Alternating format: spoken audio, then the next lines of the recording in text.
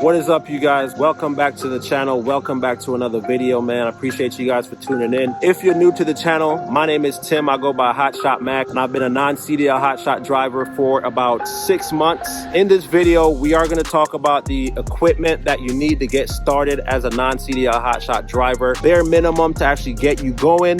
If you're looking to get out there soon, quick, but everything I have here, you will need to get started. Mostly everything that I'm going to talk about, guys, will be linked in my description below. I do have an Amazon store where I do get some of my equipment. I also am partnered with mytproducts.com, which is where I got most of my Securement items. I will have that linked in the description below. I thought they were very cost-effective, quality products. Like I said, been working out for me. I've never even changed anything as of today, and I've been on the road, like I said, 6 months. So it is product that you can trust. Link will be in the description.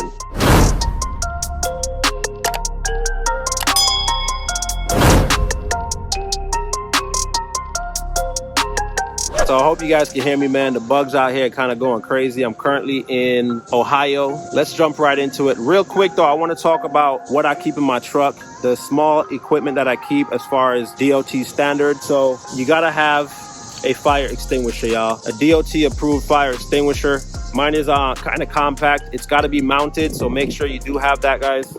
Also, you want to have a phone mount of some sort to make sure that your phone is mounted anywhere but the windshield. I have mine mounted on the dash so that it's not blocking my view or anything like that. Next thing you want to have are some triangles. Make sure you have at least 3 triangles, so in case you break down, you can set them out in the back so that, you know, people know that you are working on your equipment or whatever the case is. That's for safety. That's just a little bit of what I keep in my truck as far as what's required by the DOT, guys. Make sure you have that with you. I also just have a Fat Max light here as well. If you break down, if it's dark, you can't see, but it's extremely bright. Paid about 50 bucks for this. All right, man, let's get right into the equipment, y'all. First thing we'll talk about, I'm gonna work myself from the front and then we're gonna work our way back. First thing I have here are blankets. You want to have at least 12 moving blankets to protect your tarp.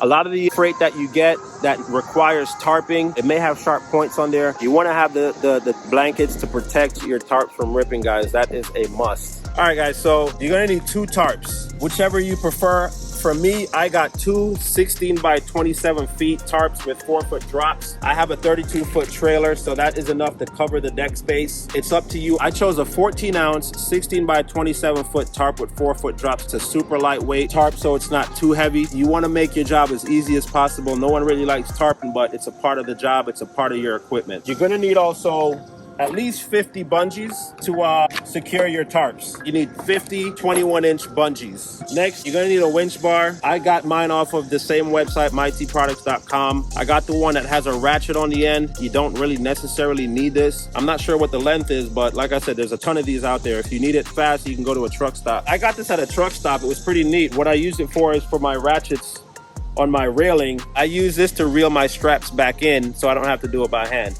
They do have others. If you have a drill, you can get a bit. That also works, but this is what I use. All right, so chains and binders. I've got 4 chains and 4 binders. My chains are 5/16 in size and length are 20 feet. Like I said, I've got 4 of them. Never ran into an issue yet. You might want to get more. I plan to get more. I just haven't as of yet, man. I've just been running. I need to find some time to make an order, but 4 chains and 4 binders. I chose this binder because I like the fact that I can, you know, fold this in and it has the grip. So these have worked out great for me. Again, 5/16. 20-foot chains. All right, we're gonna come to the straps real quick. My 2-inch straps, I've got 12 of them. Might be overkill, but trust me, I've found situations, it's rare, but I've had to use most of my 2-inch straps. So at least a minimum of 6 2-inch straps with your ratchets, I think, are a good number to start at. If you can hold more, if you have room for more, definitely get more. I have 8 4-inch straps on the side of my trailer on a slide rail. So that's 8 ratchets and 8 4-inch straps. You do need 4-inch straps, so you gotta have both sizes. Some loads require 4-inch straps. You don't have to have them on the side like I do on a railing. You can get the handheld ratchets. For me, I have a 32-foot bed, so that was a number for me. Depending on the length of your trailer, that might determine how many straps you want to have and so forth. Now, over here, I have 8 lasso straps. I've been able to fit 2 vehicles on the deck space of my 32-foot flatbed. You want to get the straps that have the ring.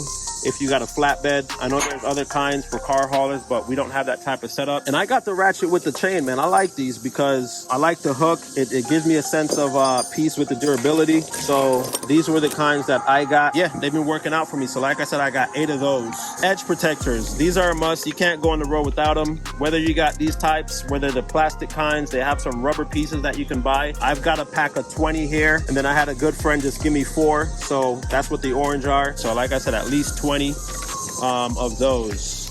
I've got a pack of zip ties. Zip ties you're gonna need, man. You never know when you're gonna need them, but trust me, they will come in handy. I actually ran out of the pack. This is a new pack that I got, but as you can see here, I'll show y'all real quick. On my 2-inch straps, I've got this Velcro. I used to use the zip ties, but I bought this Velcro so that when I'm reeling up my excess strap after I've winched down my load, I used to use the zip ties to tie down that excess strap that you have. Now I just use these, the Velcro strap. They're really easy to use and they come in handy not only for this, but other things as well. Either get you some Velcro straps and or zip ties.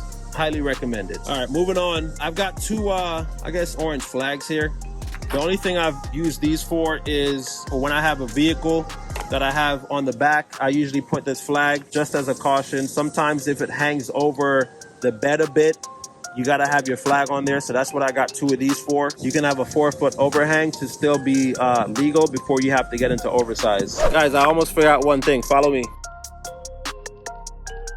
You can't go on the road without dunnage. At least 4 pieces of dunnage, 4x4, 8 feet long, as you know, the size of your deck space.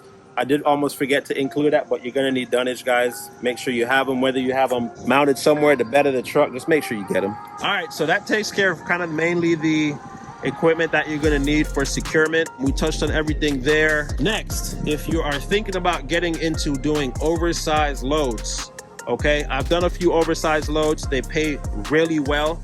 I love doing them. I've been waiting to get some more. However, what you will need are 2 oversized load banners. One for the front of the truck and one for behind the trailer in the back. You can get these online. I got mine from the truck stop because I needed it while I was on the road really quick. So that's where I got mine. And then you want to have your flags. Also purchase these at the truck stop. I got about, I don't know, between 6 and 8 of them. That's what I have here. And then I also have these flags that are also on the pole. I have yet to use these, but you know, just because I need to figure out a way to mount them.